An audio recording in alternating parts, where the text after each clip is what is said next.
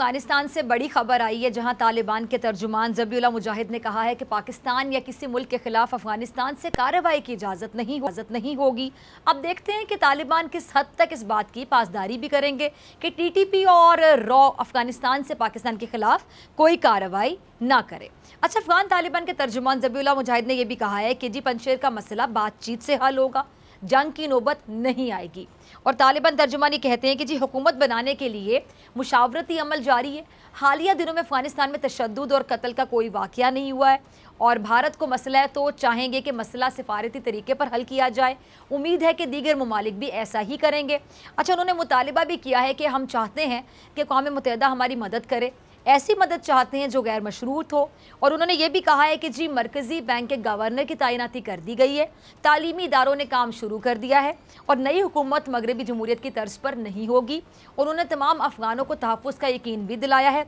मज़ीद उनका ये कहना था कि जी अमरीका अपनी पॉलिसी पर गामजन है और अमरीका लोगों को अफगानिस्तान से निकलने की तजवीज़ दे रहा है। ख़वातीन से मुतालिक बातचीत करते हुए उन्होंने कहा है कि ख़वातीन को आज़ादी देने पर यकीन रखते हैं। कुछ सिक्योरिटी की वजह से ख़वातीन को आने से रोका गया है और ख़वातीन के लिए पॉलिसीज़ भी बना रहे हैं। तालिबान की नई हिकमत अमली और अफगानिस्तान के मुस्तकबिल के हवाले से बात करने के लिए मेरे साथ मौजूद मेहमान मौजूद हैं। किसी तारुफ के मोहताज नहीं, दिफाई तज्ज़ियाकार ब्रिगेडियर रिटायर्ड गजनफर अली साहब और साबिक सफ़ीर ज़फ़र हिलाली साहब, आप दोनों का बहुत शुक्रिया वक्त देने के लिए। ब्रिगेडियर साहब, आपकी तरफ आना चाहूँगी। पहले तालिबान के तर्जुमान ज़बीहुल्लाह मुजाहिद ने कहा है कि जी पाकिस्तान या किसी मुल्क के खिलाफ अफगानिस्तान से कार्रवाई की इजाज़त नहीं होगी। पाकिस्तान में अमन के लिए ये बहुत ज़रूरी है। तो क्या आप समझते हैं कि तालिबान हुकूमत की जो इंटेलिजेंस है वो इतनी मजबूत होगी कि वो अपनी सरजमीन दूसरे ममालिक के खिलाफ इस्तेमाल ना होने दें? बहुत बहुत शुक्रिया। इसके दो रुख हैं, दो इसकी रिक्वायरमेंट्स हैं। एक तो है वो प्रोस्क्राइब ग्रुप या वो तंजीमें जिसमें तहरीक तालिबान पाकिस्तान से लेके और उसके साथ साथ बहुत सारे एफिलिएटेड दहशतगर्द ग्रुप्स हैं जिन्होंने जाके कुछ ने कुन्नड़ में, कुछ ने नूरिस्तान में, कुछ ने काबुल में, कुछ ने पुलचरखी में, इन जगहों पर पनाहें ले ली थी और वहाँ से वो पाकिस्तान के ख़िलाफ़ जो वॉर और टेरर पाकिस्तान में दहशतगर्दी के ख़िलाफ़ जंग शुरू की थी अपनी कबायली एजेंसी में, तो वो वहाँ पे ऑपरेट कर रहे थे और पाकिस्तान के खिलाफ कार्रवाइयाँ करते थे। तो साफ जाहिर है ये जितने लोग यहाँ मौजूद थे, ये जो जहाँ जहाँ मौजूद थे उन सब का तालिबान को पता है। इसमें कोई ख़ास रॉकेट साइंस नहीं है। ये चेहरे क्योंकि वो लोकल जो वहाँ के लोग हैं उनसे मिल के काम कर रहे थे, तो उनको रोकना, जैसे अभी मौलवी फ़कीर अगर उसको रिहा किया गया है तो उसको रोकना वहाँ पे और वहाँ से कार्रवाइयाँ ना होने देना, ये बाहर तालिबान इस चीज़ का इंदिया देते हैं। और सिर्फ पाकिस्तान के खिलाफ नहीं है, इसमें चाइना भी शामिल है, रशिया भी शामिल है, ईरान भी शामिल है। ETLM है जो आपको पता है कि चाइना में कार्रवाई कर, चाइना में कहते हैं कि वो वहाँ पे दहशतगर्दी फैलाती थी। उसके साथ साथ IMU है जो उज़्बेकिस्तान इस्लामिक मूवमेंट है, वो उज़्बेकिस्तान से रिलेटेड थी। और ये दोनों तंजीमें जैसे पाकिस्तान के जो ट्राइबल एरियाज़ हैं, पाकिस्तान की जो सरजमीन है उसके ऊपर भी मौजूद थी। बल्कि एक तारिक कैंडी इनका एक बहुत बड़ा दहशतगर्द होता था, उसको पकड़ा गया था, फिर उसका DNA जो है वो कार्ड भी लेके चाइना को भेजा गया था कंफर्म करने के लिए। वो बेसिकली कनाडा में सेटल था, लेकिन रहता वो एफिलिएटेड हुई थी इससे चाइनीज़ तंजीम से था। तो ये तमाम चीज़ें तालिबान के लिए कोई प्रॉब्लम नहीं होना चाहिए। दूसरा इसका रुख जो है वो रिलेट करता है उन दहशतगर्द एजेंसीज से जिसमें रॉ शामिल है, जिसमें बज़ात खुद अफगानिस्तान की इंटेलिजेंस एजेंसी NDS शामिल है, जिसमें मोसाद शामिल है और जिसमें CIA का भी काउंटर पार्ट शामिल है। और इनके तमाम का एक कॉमन ऑपरेशन सेंटर भी था जिसमें अपना मोसाद के लोग भी मौजूद होते थे, रॉ के भी होते थे और NDS के भी होते थे। इसके साथ साथ बगराम एयरबेस से जितने लोगों का इनखला हुआ है उसके अंदर बहुत सारे रॉ ऑपरेटर्स थे। इसका जो बगराम एयरबेस के अंदर मौजूद थे, वहाँ उन्होंने बेस बनाया था। फिर कुछ आपकी तसरत के साथ उन्होंने कल्चरल सेंटर के नाम पे जो हुकूमत खाने बनाए हुए थे वो भी इसमें शामिल थे। तो वो तो वैसे ही चाहे वो अपना इंडियन का इनखला होगा तो उनके जो ये तमाम के तमाम सेफ हाउसेज हैं ये अपरूट हो जाएंगे, क्योंकि बहुत सारे इलाके जो है सिवाय पंजशेर को छोड़ दें या कोई डिस्ट्रिक्ट जो अपना वो तमाम के तमाम तालिबान के कब्जे में आ गई। तो वहाँ से किसी किस्म की दहशतगर्दी नहीं होनी चाहिए पाकिस्तान के खिलाफ, क्योंकि पाकिस्तान ने अफगान पीस के लिए बहुत काम किया। साथ चाइना के खिलाफ भी नहीं, किसी मुल्क के खिलाफ भी नहीं किया। तालिबान को अपनी इस बात पे स्टिक करना चाहिए। लेकिन मैं कल एक जलालुद्दीन हक्कानी का भी इंटरव्यू पढ़ रहा था और देख भी रहा था, जो बहुत प्रोमिनेंट फिगर है तालिबान के अंदर, और आपको पता है उसके ऊपर हेड मनी भी थी, और अब वो गवर्नमेंट की जितनी पीस मेकिंग है और जितने उसमें, लेकिन उससे जब ये सवाल पाकिस्तानी कॉरेस्पॉन्डेंट ने किया तो उसने उसका बड़ा गोलमोल सा कुछ इस्लाम को रिलेट करके बड़ा गोलमोल सा जवाब दिया, और कोई कैटेगोरिकली जो एक मुसलमान को सच बोलना चाहिए, और सच बोलना उसकी, जब आप इस्लाम की बात करते हैं, आप मुसलमान होने का दावा करते हैं,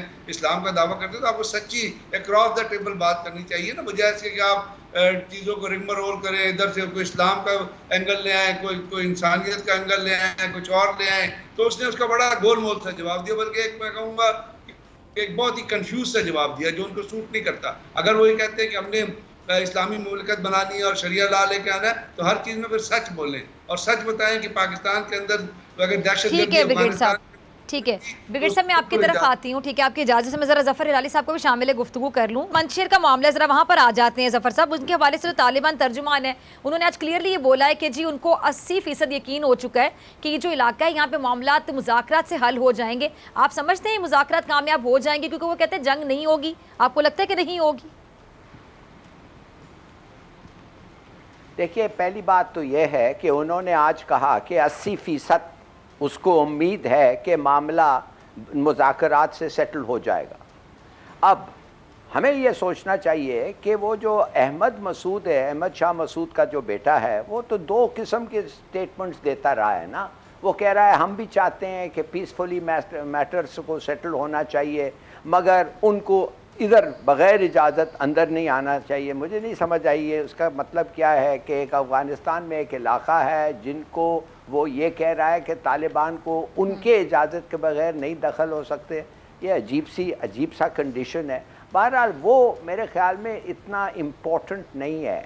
वो सबसे ज़्यादा इम्पोर्टेंट बात यह है कि अमरुल्लाह साले जो उधर पनाह लिया हुआ है इसके साथ, अहमद मसूद के साथ, और जिसने कहा था कोई 3-4 दिन पहले कि मैं एक छत के नीचे तालिबान के साथ तो 1 मिनट के लिए नहीं रह सकता हूँ, इस किस्म का आदमी जिसको उन्होंने फिर भी माफ़ कर दिया है, अगर इस किस्म का आदमी वो अपने बकौल अपने बातों पे कायम रहे तो जाहिर है उधर तो कुछ लड़ाई होगी, ख़ास तौर अमरुल्लाह साले के सपोर्टर्स के साथ। और उधर कोई एलिमेंट्स हैं पुरानी अफ़गान आर्मी का ANA एलिमेंट्स हैं और स्पेशल फोर्सेस के एलिमेंट्स हैं, तो उधर कुछ लड़ाई हो सकती है और हुई भी है बकौल हिंदुस्तानी।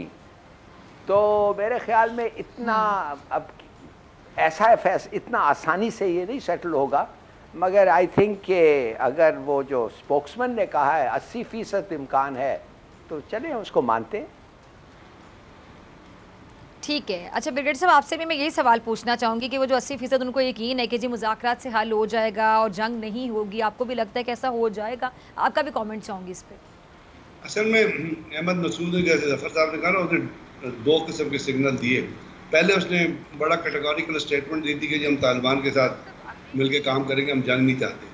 फिर अमर साले का एक बयान आया। अमर साले हालांकि ही डजंट बिलोंग टू पंचेर, वो जलालाबाद में पैदा हुआ था, जलालाबाद में बढ़ा था। अब उसने पंचेर में जाके अपने आप को एक न्यूसेंस वैल्यू बनाते हुए वहाँ पे बैठ गया। उसकी वजह से रेलेवेंस कोई नहीं है एज फार एज दी पंचेर वैली गोज। पंचेर वैली में ना उसका कोई इन्फ्लुएंस है, ना उसकी वहाँ से कोई रेलेवेंस बनती है। अगर बनती है तो अहमद मसूद की बनती है, क्योंकि वालिद साहब उसका जो थे वो आपको पता है वो रेजिस्टेंस में रहा तालिबान के खिलाफ, जो तालिबान की हुकूमत थी। लेकिन मुझे लगता है क्योंकि इंटरनेशनल एजेंसीज जो है, बहुत सारे ममालिक भी इस चीज़ में इन्वॉल्व हैं, बहुत सारे ममालिक इन्वॉल्व हैं इस पीस डील के अंदर, तो चूँकि ये हमेशा मसूद एफिलिएटेड रहा है और इसकी इमदाद करते रहे हैं बहुत नाजुक वक्त में भी, बल्कि हर वक्त इस साथ 2 MI6 के लोग हुआ करते थे जो मुजाहिदीन से जब जंग कर रहा था वहाँ पे कॉन्स्टेंटली मौजूद होते थे, और वो वीज़ा शीज़ा लेके भी नहीं आते थे। उनकी बड़ी कोवर्ट एंट्री होती थी, बड़ी डिस्क्रीट एंट्री होती थी, किसी थर्ड कंट्री से वो आया करते थे और इनको बाकायदा टोटली MI6 जो है वो लुक आफ्टर करती थी। मुझे लगता है कि अब बरतानिया दरमियान में कोई रोल प्ले करेगा और कुछ कॉन्टैक्ट्स होंगे, और क्योंकि इंटरनेशनल ताकतें भी चाह रही है कि यहाँ पे जंग ना हो और कोई ऑर्डर एंड पीस आ जाए।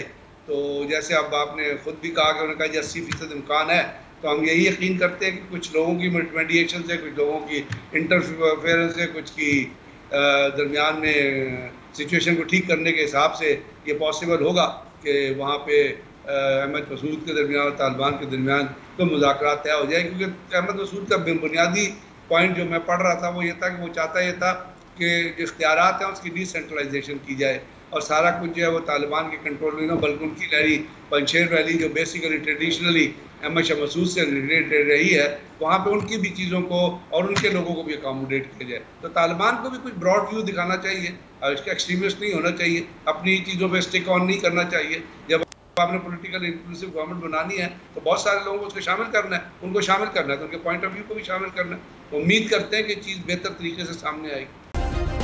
सब्सक्राइब करें और बेल दबाएं ताकि कोई खबर रह न जाए।